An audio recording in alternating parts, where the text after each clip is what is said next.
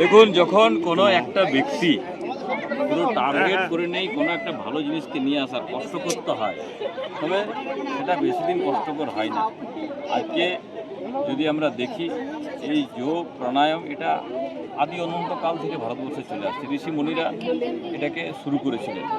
প্রায় 5,000 বছর আগের এটা ইতিহাস আছে, চর্চা আছে। কিন্তু আজকে যদি আমি দেখি, আমি রামদেব থেকে শুরু করে বর্তমান প্রধানমন্ত্রী নরেন্দ্র ভাই মোদী, যিনি 2015 সালে প্রথম এটাকে পুরো বিশ্বের দরবারে নিয়ে গেছে।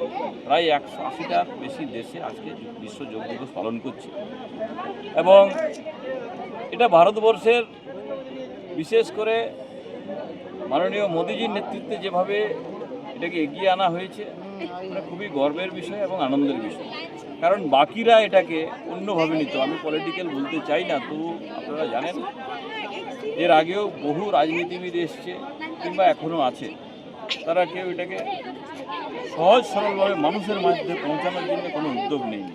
হয়তো অনেকজন চর্চা করেন, তাদেরকে সাধুবাদ জানাই।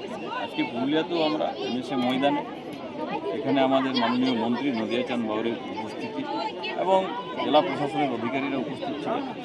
সবাই মিলে আজকে আমরা এখানে 12 বছর ধরে যোগ দিবস পালন হচ্ছে, অথচ এবারেই দেখলাম প্রথম এই ব্যাপক হারে মানে প্রশাসনের মাধ্যমে।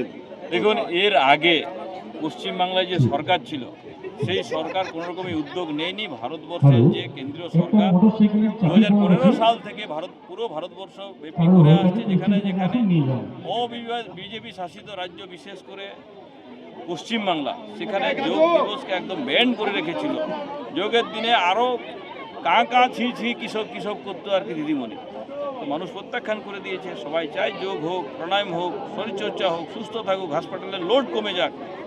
একটা কথা আছে কি, টাকা পয়সা যদি হারিয়ে যায় ফিরে পাবেন, স্বাস্থ্য যদি একবার যদি চলে যায় ফিরে পেতে খুব কষ্ট হয়।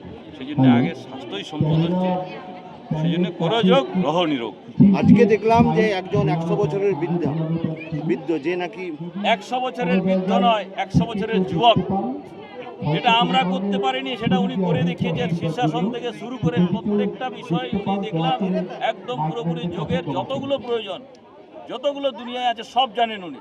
আমাদের পাশের এই গ্রামের শ্রীরামপুরের যে বলরাম পরামানিককে আমি স্যালুট জানাই, যে 100 বছরের যুবক আজকে আমাদের এই মঞ্চে আমাদের সকলের সামনে শীর্ষাসন করে দেখালেন, ময়ূরাসন করে দেখালেন। মানে সত্যি গর্ব অনুভব হচ্ছে কি আমাদের পুরুলিয়াতেও এরকম 100 বছরের তরতাজা যুবক আছে, যে 25 বছরের যুবক ওর সামনে হার মেনে যাবে। চলুন, ধন্যবাদ।